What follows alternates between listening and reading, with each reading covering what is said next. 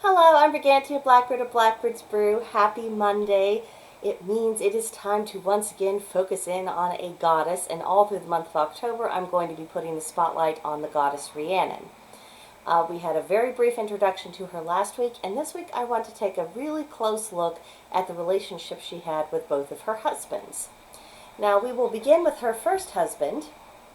He was Pwyll, Prince of Dyfed.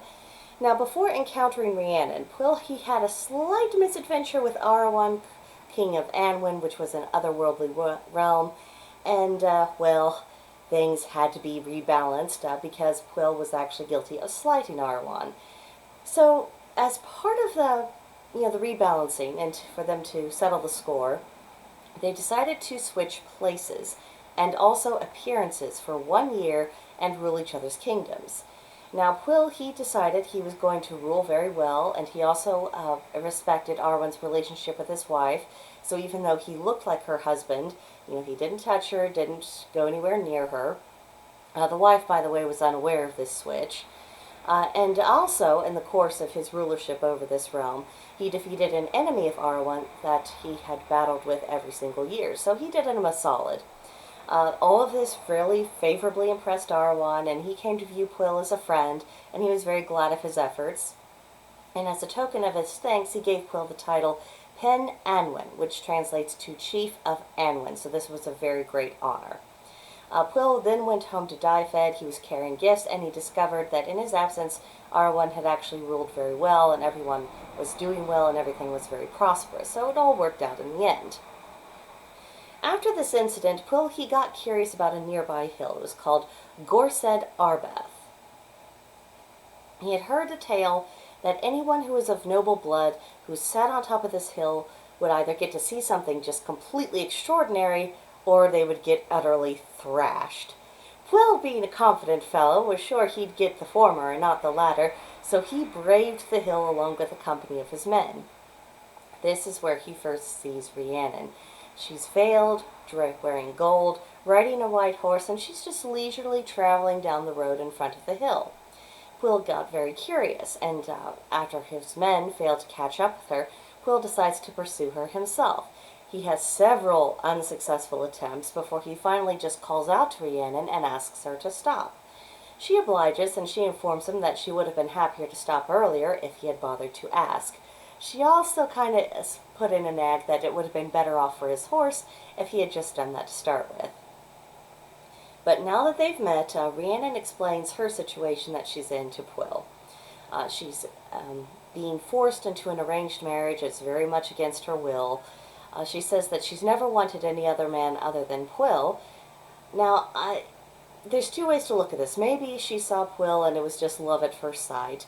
But it is also possible that she had heard of Pwyll's conduct in his dealings with King Arawan, and she decided that she admired his character. But whatever the reason was for this, she asked Pwyll if he would care to marry her.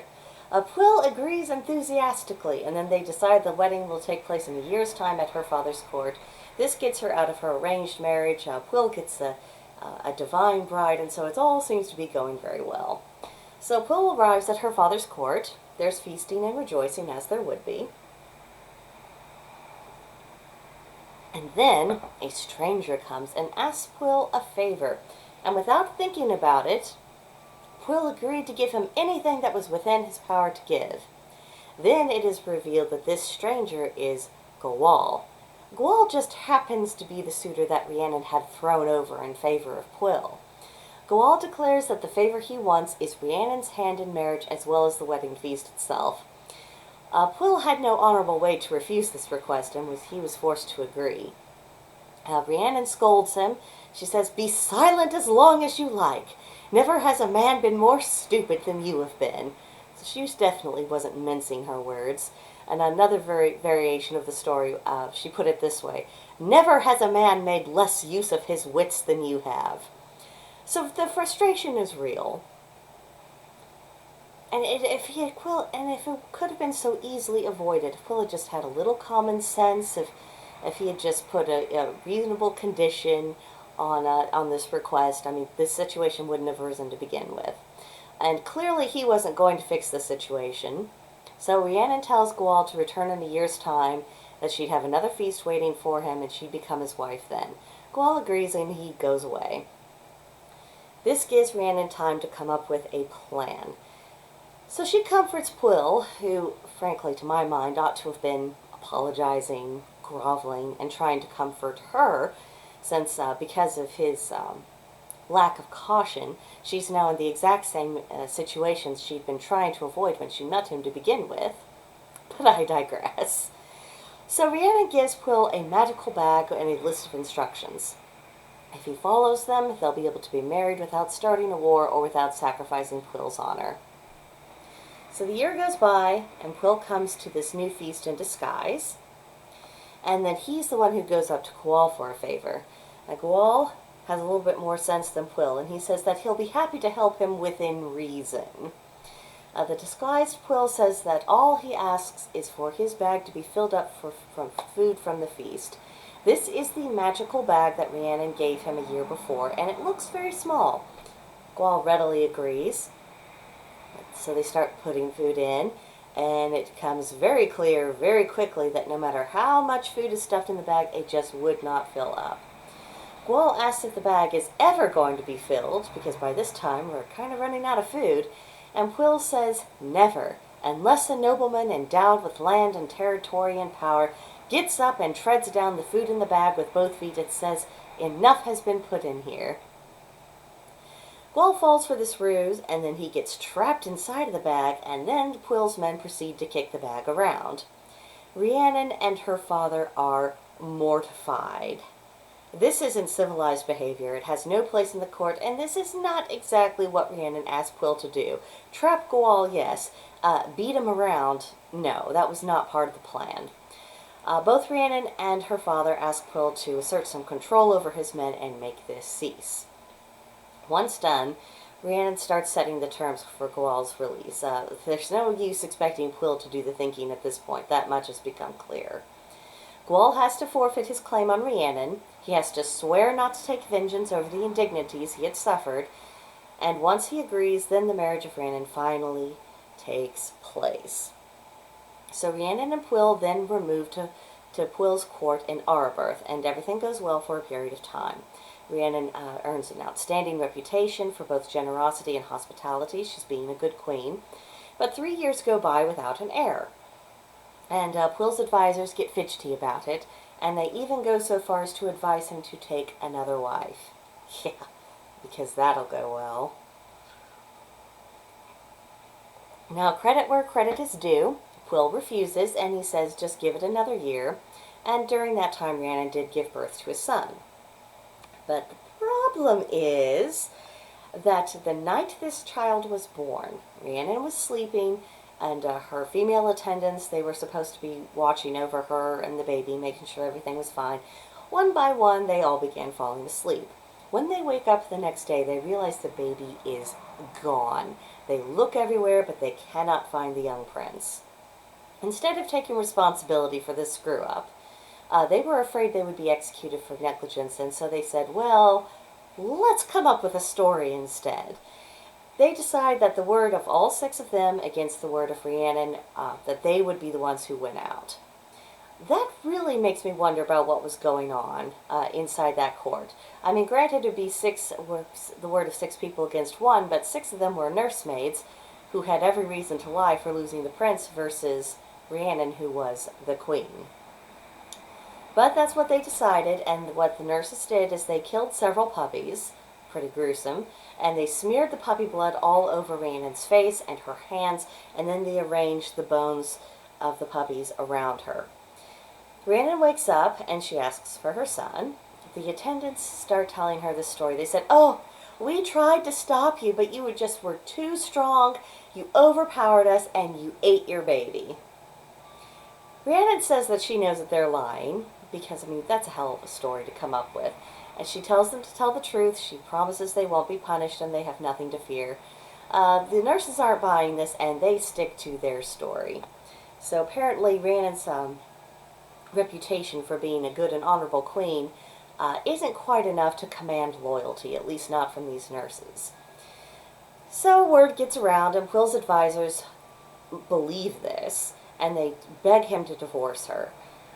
It's interesting that they didn't ask Pwyll to kill her, because you would think that, infanticide of this kind, even being the queen, that an execution would certainly be on the table.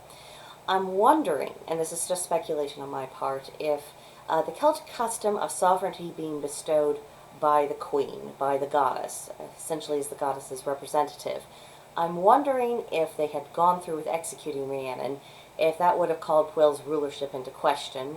At the very least, it would have sparked a war with her father. But whatever the reason is, they're just asking her to simply set her aside. Pwyll decides not to divorce Rhiannon. He wants to punish her instead. So this tells me that he's believing the attendants over his wife. So what was their marriage like? Now, granted, they didn't get off to the best start just with their wedding, so I do wonder what was going on with them to where he was believing this horrible tale instead of what Rhiannon said. So Rhiannon, by this time, had her own circle of advisors, and who could blame her for this, because she can't count on support from much of anyone. So apparently not everyone had turned against her.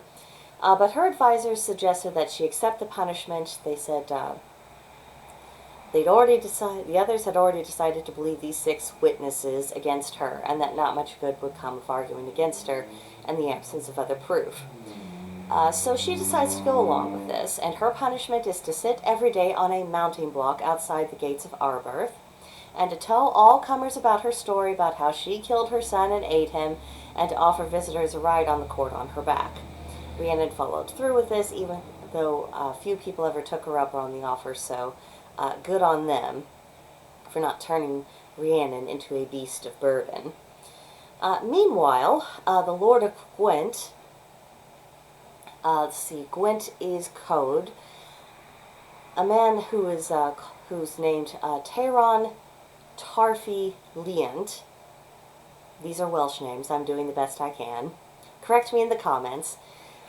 This man is raising an adopted son with his wife. They named this adopted child Grí Walturin, meaning blooming golden hair. They had found him left on their threshold as a newborn, which is a whole story in and of itself. But he was also dressed in very fine cloth, so they concluded that he was of noble heritage. Grí grew very quickly, and he appeared just years and years older than what he was. By the time he was 4, he was already nagging the men associated with the kingdom, how to ride a horse and do this and that. And around this time, Tayron had come to hear about Rhiannon's circumstances, her punishment, and he felt a lot of compassion for her. And then he was just looking at his adopted son one day, and he realized how strongly this child resembled Pwyll. So he discussed this with his wife, and then Tayron decided to take the family to Arbroath and return their son to his birth parents. So upon their arrival, they meet Rhiannon, who's sitting at the gates, as per usual. She introduces herself, tells the story, and offers to carry them on her back. They all refused, and together they go up to the court. And the court just happens to be having a feast to celebrate Pwyll's return from touring lands attached to David. Tayron tells the story of how he found his adopted son, and then he turned to Rhiannon and announced that this child was her son, and whoever had been lying about her were completely in the wrong and had slandered her unforgivably. Rhiannon is overjoyed, she's relieved. Grí is renamed Pryderi, which means anxiety. Fitting name considering how much his mother had gone through since his disappearance. Rhiannon is then restored to her proper station. She's fully vindicated, and so far as I can tell, she did not take revenge on anyone who bore false witness against her, which I thought was extremely merciful, because they absolutely would have had it coming. But for whatever reason, she didn't. Pryderi is later on fostered by a member of the court who's both wise and trusted, by the name of Penderan Dyfed, and he continues on with his supernatural growth, and he's a grown man before you know it. Tayron has Dyfed as a close ally. He refused any other reward for his service, and then in due course after Pwyll died, Pryderi takes over the kingdom, and then he's later on married to a woman named Sigfa. So, enter husband number 2, Manawyddan, son of Lear, god of the sea. Manawydan and Pryderi had become friends during an adventure that you can read about in the second branch of the Mabinogi. Pryderi then invited Manawydan to come home to Dyfed with him, and he does. Pryderi then offers his friend the hand of his mother Rhiannon in marriage, as she is widowed by this time. After meeting her, Manawydan agrees, and then Rhiannon gives her consent to the match as well. They are married immediately. Everything's going very well until Rhiannon and Manawydan and Pryderi and Sigva climb Gorsedd Arbeth during a feast. This hill causes a lot of trouble in this family. They heard a terrible noise, and then a mist appeared, and when the mist lifted, every person, animal, house, every sign of life from the land had completely disappeared. They were the only 4 people left. Just imagine that. After hunting everywhere, high and low, they confirm their situation. They are indeed alone, and for the next 2 years, they just live off the land. Eventually, they decide they don't want to be so completely by themselves anymore. They'd like to be around some people at the very least. I mean, it would be lonely. So Manawydan suggests that they move to England because he was aware that England had not been affected by the same magic that had taken their home away. So the family moved to Hereford, and they began a highly successful business making saddles.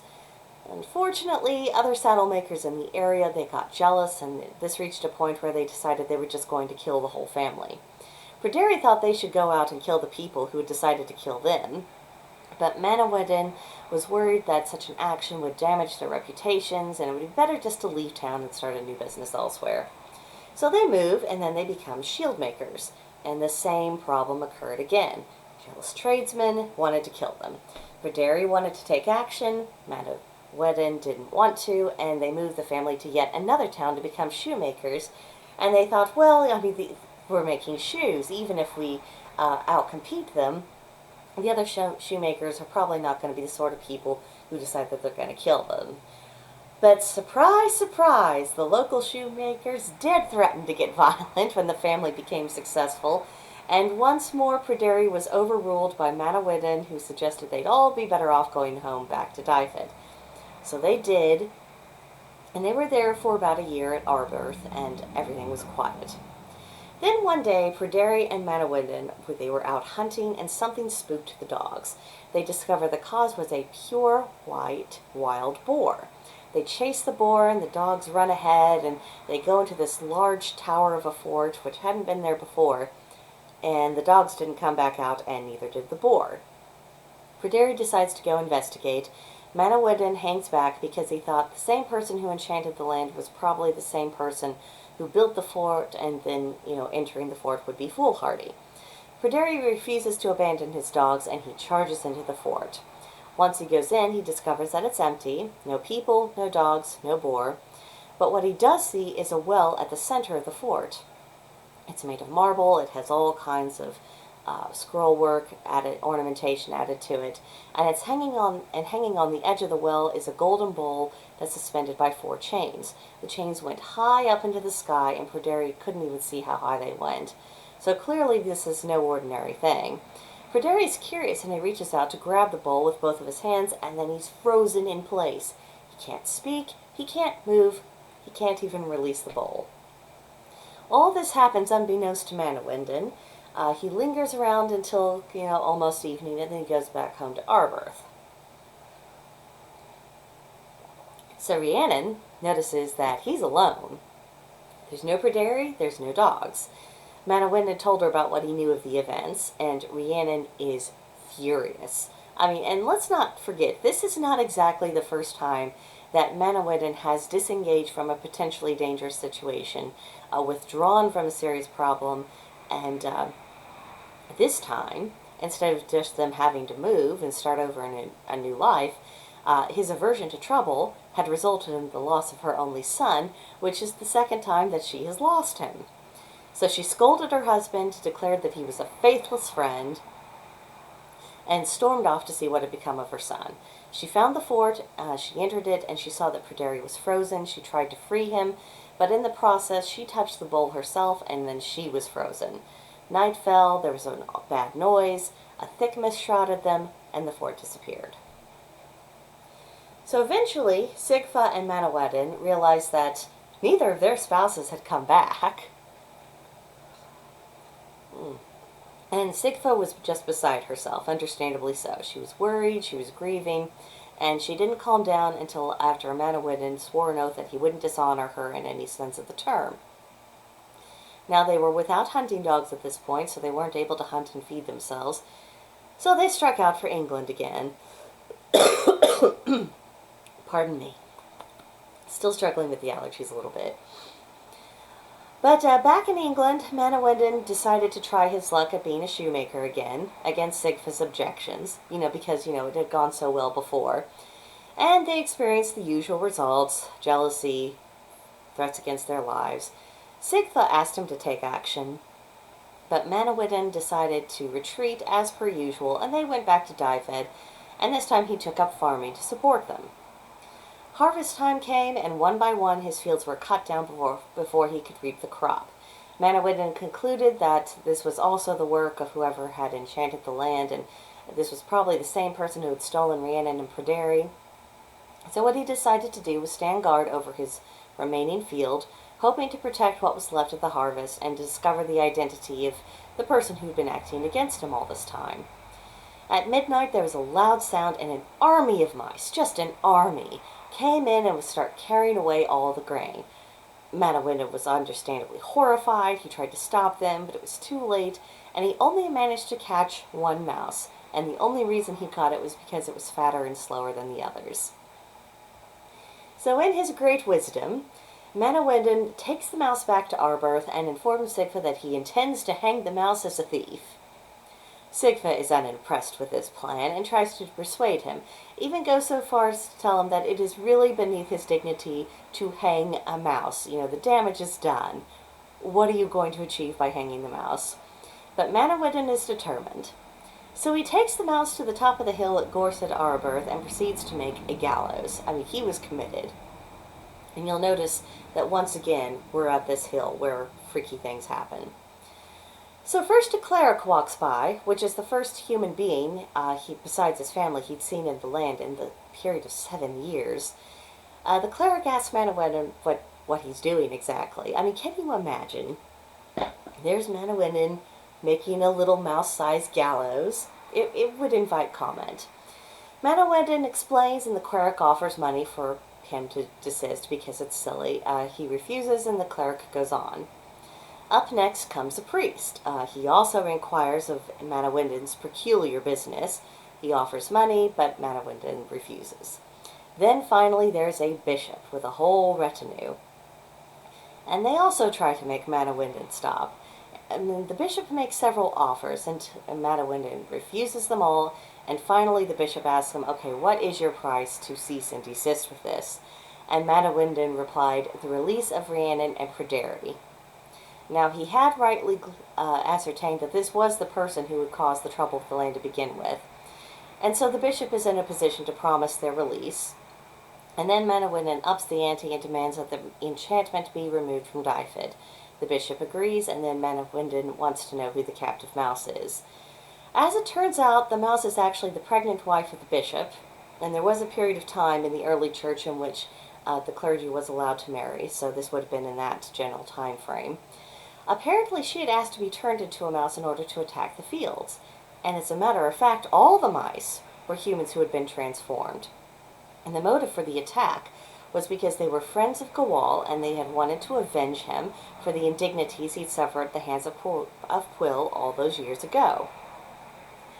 So, even though Manawydan, had had nothing to do with those events, his wife and his stepson had, and so, they were all suffering on account of that. Everything keeps coming back. It all circles round. So Manawydan required oaths that no further spell or action be taken against Dyfed, Rhiannon, Pryderi, or himself. Rhiannon and Pryderi were to be returned before he released the mouse. The deal was struck. Rhiannon and Pryderi reappeared, and there was rejoicing. Then the enchantment over Dyfed was lifted, and all the people, homes, and livestock were once more in their proper places, and everything was good again. Manawydan then released the mouse, who was transformed back into human form, and then he asked Rhiannon and Pryderi, what their captivity had consisted of all this time. Pryderi apparently had had gate hammers hung around his neck, and Rhiannon had had donkey collars around her neck, and they were the kind of collars that were used when donkeys were hauling hay. So that was essentially the end of the adventure. So what can we learn from all of this? I think one of the things that strike me the most is that problems arise in uneven marital matches. You can say a great deal about both of Rhiannon's marriages, but could either relationship be described as the product of teamwork? Look at Will. He lacked wisdom. Rhiannon had to solve the problems he created. He also failed to trust his wife when it mattered the most. Madawidan evaded problems rather than facing them. Now granted, and we have to acknowledge this and give him his due, he did eventually manage to secure the release of, the Dyfed citizens, their belongings, animals, his wife, his stepson, but he only took direct action when it became impossible to avoid the issue. As long as he had an escape route, he always took it. So when push came to shove, Rhiannon couldn't count on either of her husbands to protect her, or to really help her out, or to work with her when finding a solution. Now, it can be pointed out, rightly enough, that as a goddess, Rhiannon probably didn't really need protection, and she could manage on her own, at least up until the point where she was frozen when she was trying to free Pryderi. But on the other hand, no matter how powerful one spouse in a marriage is, it cannot possibly be a healthy state of affairs if both mates can't rely upon one another's support in a crunch. And she experienced crunch time with both of her husbands, and, they didn't exactly make a good account of themselves. So I have the question, did either Pwyll or Manawydan understand Rhiannon or connect with her on a deeper level? I suspect not. Now, this was a different time, marriage came with different expectations, and we don't have all the details. We just have these, little highlights of their adventures and their time together. But what we do have, the information that we do have at our fingertips, it doesn't suggest that there was a great degree of emotional intimacy. So to my mind, both of Rhiannon's marriages read like a cautionary tale. Sorry. These are warnings. These are warnings of matches that are made on too short of acquaintance and that resulted in the inability to pull together as a team, and they all lacked a strong emotional bond. The most challenging problems Rhiannon ever faced in her mythology were a direct result of her relationships with her husbands being out of order. And I think that holds true in real life as well. A lot of difficulties we face in life are more manageable if we and our spouses are able to work together and come together and face it as a unit. But if a marriage is in trouble, then it makes every other problem that you're facing 1,000 times worse. Now, despite all this, Rhiannon does exemplify what it means to make lemonade out of lemons. She rises to the occasion. In her mythology, she makes the best of her own situation, and she did everything within her power to direct events in a way that was going to have agreeable results. She didn't wallow in her sorrows. She got up, she took action when and where possible. Rhiannon showed true resilience, even in the face of difficulties in her marriages, even if in a lot of ways she was alone. Married woman, but still alone. So I think there's a lot to be gleaned from that. It does make me kind of feel sad for her, but I hate to think of Rhiannon in terms of being sorry for her. I mean, what an obnoxious thing to feel sorry for a deity. I mean, it's just, it does feel quite out of place. But I do see her as being extraordinarily strong. As someone who just she just didn't give up. She's like, well, okay, these options have disappeared. Here are my options I have now, and so I'm going to make the best of it in some way or form. And I think that shows a really good example for us. Our culture places a great deal of emphasis about ideal circumstances and ideal relationships and ideal versions of ourselves, and I do think that this focus on what the ideal conditions would be, I think it blinds us to thinking in more practical terms, of thinking of, okay, what do I have within my disposal? What is within my power to do? What do I actually have influence over, and what do I not? And I think we could do with a dose of realism. And hopefully Rhiannon's story can help us with getting just that little dose. But I think that's it for this video. Thank you for watching. If you would like to continue the conversation on the Discord server, Blackbird's Brew, there will be a link to join in the description box below. And also, if you haven't already, please like, subscribe, and leave a comment. But I'll see you in another video. Bye.